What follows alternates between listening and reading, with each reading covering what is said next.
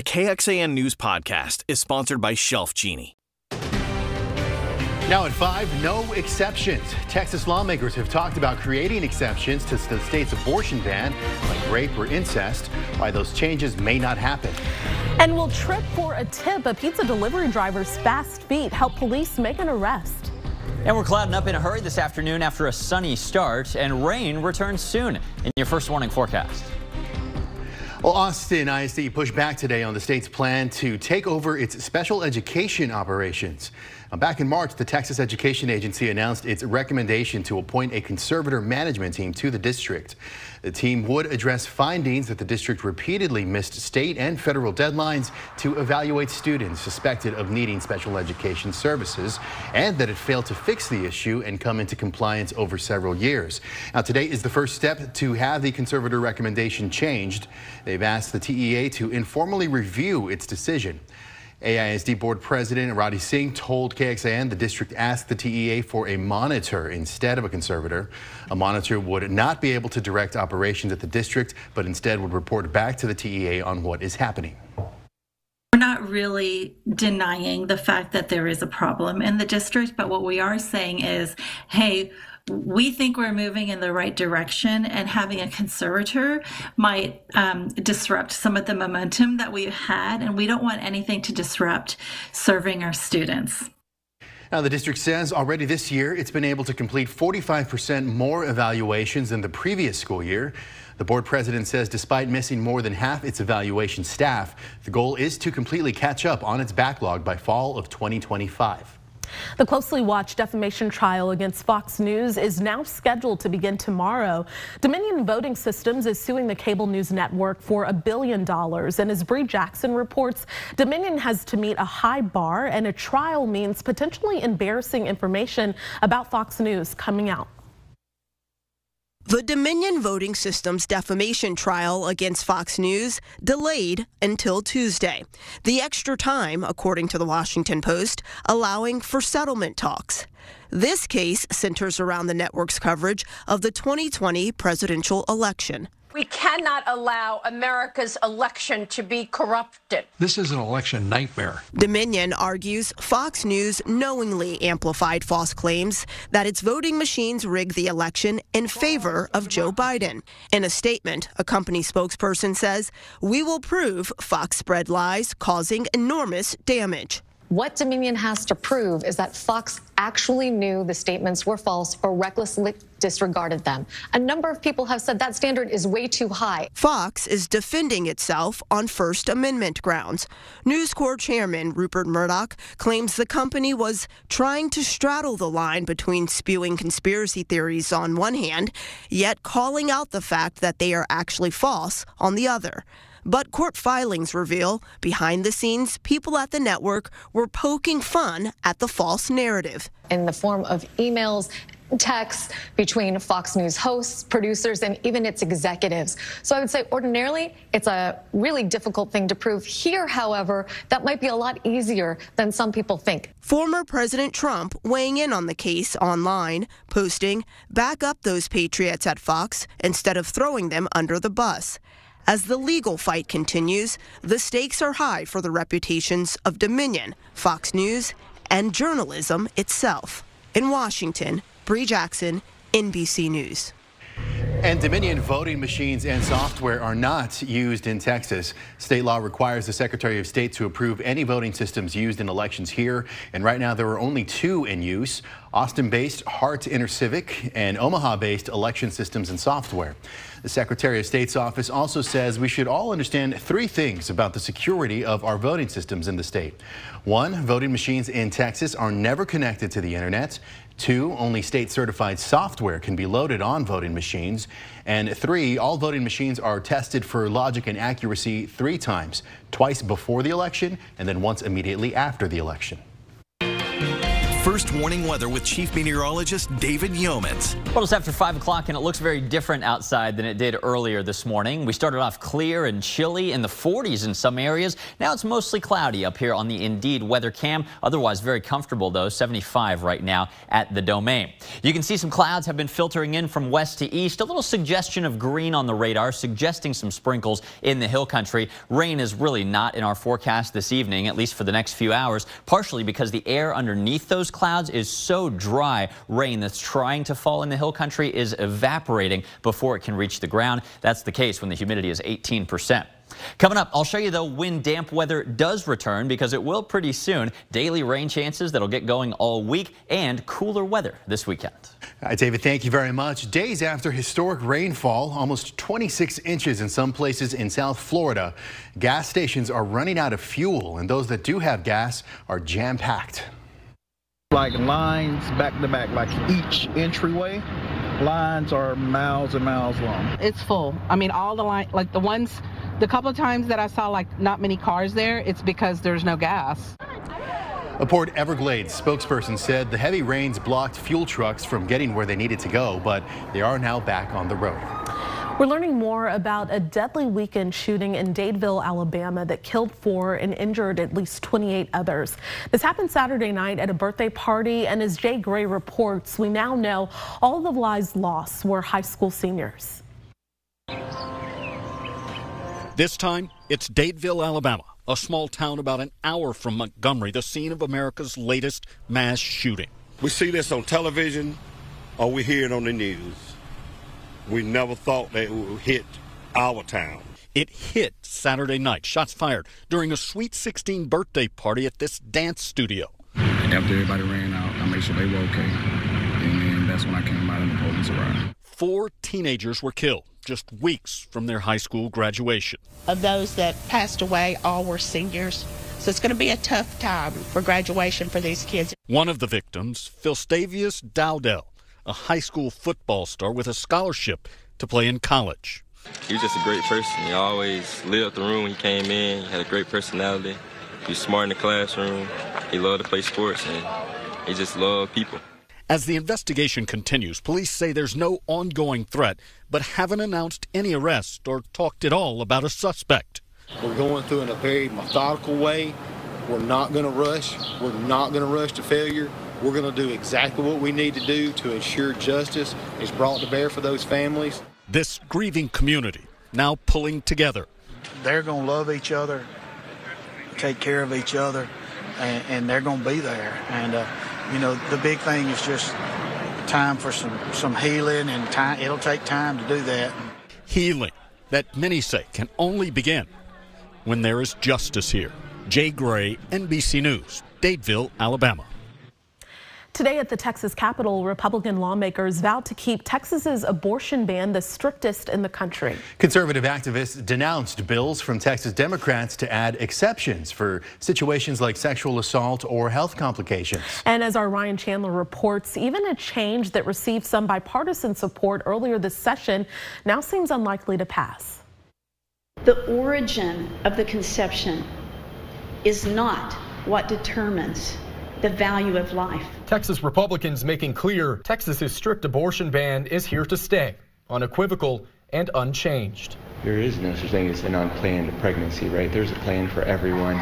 Standing with advocates who argued they are the reason to keep the law as it is, because they were conceived as a result of rape. Even though my birth mom was the victim of the horrific violence of rape, she did not make me a victim of the horrific violence of abortion. The calls are preempting bills from Texas Democrats, which would add in exceptions for rape, incest, or fetal abnormalities. None of that legislation is expected to pass this session, but Republicans and Democrats have expressed support for clarifying a different kind of exception. There are some doctors who say that they don't have the authority to treat things like ectopic pregnancies or miscarriages or infections or some other dangers. Clarifying when and whether a doctor can provide an abortion to save a mother's life is a top priority of Democrat Mihaela Plisa.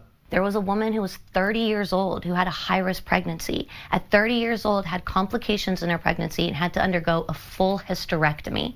She will never be able to have a child in the state. House Bill 1490 would direct doctors to prioritize the mother's health above all else. Which I thought was just a common sense bill because the governor asked for it. It faces a steep climb, though, with advocates now arguing the law is sufficient as is. However, the laws do not need to be changed. They are very clear in their language. I don't see that any change is on our horizon. Ryan Chandler, KXAN News. And asking what Texans think, a February poll of registered voters from the Texas Politics Project shows more than 70% of Texans believe abortion should be allowed in cases of rape, incest, and serious birth defects. Only about 7% of Texans believe abortion should never be allowed. This week, we'll find out what's next for the most commonly taken abortion drug, mifepristone. The Supreme Court's stay on a lower court ruling that would limit access to the pill expires at midnight Wednesday. Now, the justices wanted more time to consider what to do. Advocacy groups and doctors sued to ban the drug, claiming the Food and Drug Administration ignored safety risks. For now, women can still get the pill by mail. Just ahead, a record discovery off the coast of Sicily. How much cocaine was found just floating in the water? And time is running out to file your taxes. What to do now if you think you won't make tomorrow's deadline. And hear from the pizza guy who delivered for the police while he was delivering a pie. Take a look at this. Italian police say a surveillance plane with an illumination device spotted about 2 tons of cocaine floating in large packages off the coast of Sicily. The 70 waterproof packages were held together by a net. Police dragged the floating boxes out of the water and brought them to their headquarters. They discovered 1,600 packets of cocaine weighing in at 4,500 pounds and worth more than $400 million. And now they're looking for signs of boats that might have been involved in the drug operation. Clinical trials are now underway on an experimental vaccine for skin cancer. Melanoma is the most invasive type of skin cancer with the highest risk of death.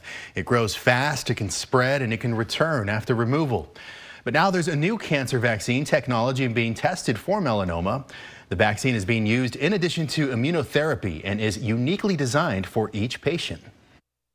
I have a belief in science, and it's just really cool that something on a vaccine level could be targeted to an individual's case or situation. Ahead on NBC Nightly News, what trials have shown so far and what this drug has in common with the COVID vaccine. Just ahead, what to do if you're not ready for tomorrow's tax deadline.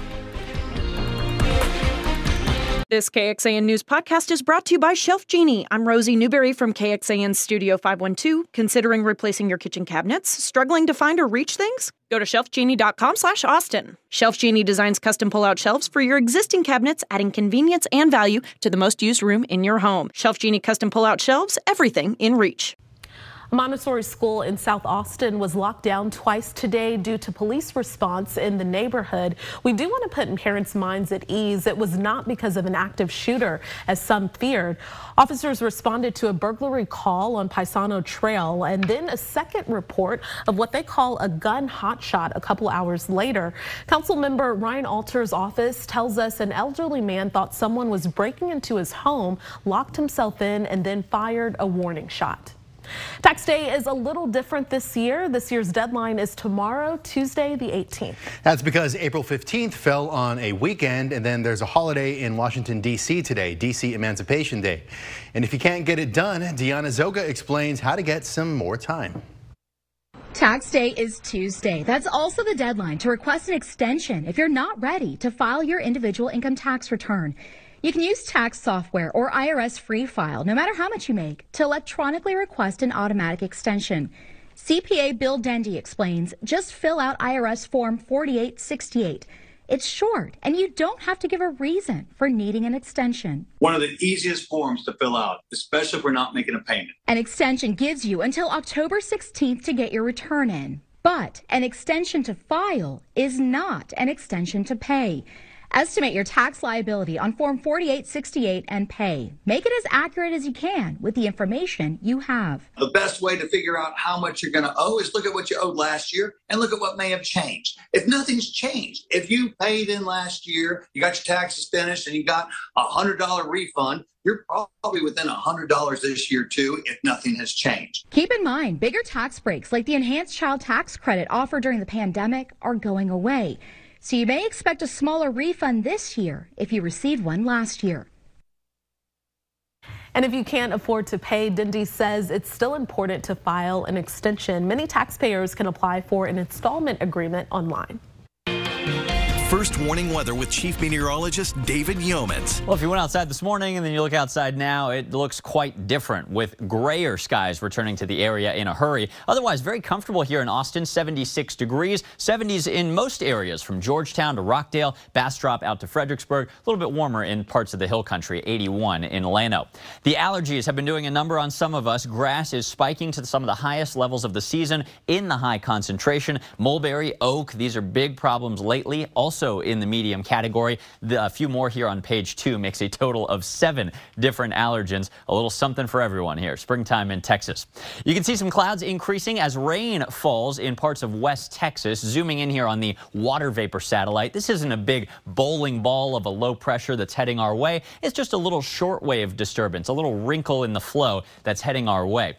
This, though, is going to mean increasing clouds throughout the evening. Nothing more than a couple sprinkles here as the air under the clouds remains very dry. But as south winds blow in tonight, the air is going to moisten up. And as the shortwave disturbance approaches, more rain is going to be successful in falling. The translation, scattered showers begin overnight. Here's the radar with some light rain in some areas by 3 or 4 a.m. Tomorrow, I think it could be even a little more damp than what you're seeing here. More clouds than sun, some mist, some light rain showers, maybe even a thunderstorm here and there from morning through the late evening. By late tomorrow night, that little disturbance passes out, and damp weather pretty likely, I'd say, tomorrow, but it's not much more than that. Just a couple drops in the bucket, not a whole lot of measurable rain from this one. High temperatures kept a little cooler than normal, kind of like today. Tomorrow we only end up at 76. After that, though, a little lower rain chance and more heat and humidity build in. 84 on Wednesday, pushing up close to 90 on Thursday afternoon. Tonight's forecast, 61 degrees with increasing clouds and a 30% chance of some light rain. Tomorrow, some passing showers, maybe even an isolated storm. Otherwise, comfortable with the damp weather. 76 degrees is your forecast high. Rain chances are actually with us every single day through the rest of the week, but they do go up and down a lot. A little wetter tomorrow, a little drier with only a slight chance of rain on Wednesday. But as a broad western storm approaches late Thursday into Friday, another pretty good shot of some scattered thunderstorms returns. Not a whole lot more than about a ½ inch of rain expected, including in Austin, through week's end. Then this weekend, the rain appears to clear out, but cooler, windy weather blows in. Kind of like yesterday, it could be just a lovely Saturday, Sunday, but a little cooler even. Highs on Sunday may remain in the 60s. Well, just ahead, a pizza delivery guy serves up justice as he helps nab an alleged car thief. Well, you're going to want to see this. Police in Brookhaven, Pennsylvania are sharing video of a pizza delivery guy springing into action to help them catch a suspected car thief. Officers were trying to pull over the driver of a stolen vehicle who kept going until he hit a pole. The teen suspect then got out and tried to run away, but then you see right there, that's when the pizza guy who saw what was happening tripped the suspect as he ran past, allowing police to take him into custody. He starts running. I'm like, I got the pizza in my hand. I didn't get the cash yet for the pizza, so I'm like, I'm not going to go back without the money for this pie. So I just I honestly feel like I did what anybody else would do. And that's kind of how I'm feeling, is like people think I did something extraordinary, and I don't really think I did. I think I just did what you're supposed to do in a situation like that. So I stuck my leg out and caught a pretty nasty bruise on it, but it is what it is. I'll survive. There you go. And then he did deliver that pizza and he did get his cash. Well, it may be easier to get to Zilker Park this summer with the return of free shuttle services. Austin Parks and Recreation announced today shuttle service will return May 27th. and run through September 4th. So those free rides will go from the One Texas Center parking garage on Barton Springs Road each Saturday and Sunday and on summer holidays. It comes less than a month after the city announced an increase in parking fees at Zilker from $5 a day to $7 a day. We of course have more details on that as well as the shuttle operation hours at KXAN.com. All right, tonight on KXAN at 7 o'clock, we have the knockout round begins on The Voice. And then at 9, it's an all-new episode of Jimmy Fallon's That's My Jam, right before we're back with KXAN News at 10. And of course, you can join us an hour earlier for KXAN News at 9 o'clock on the CW Austin. And here's where to find us.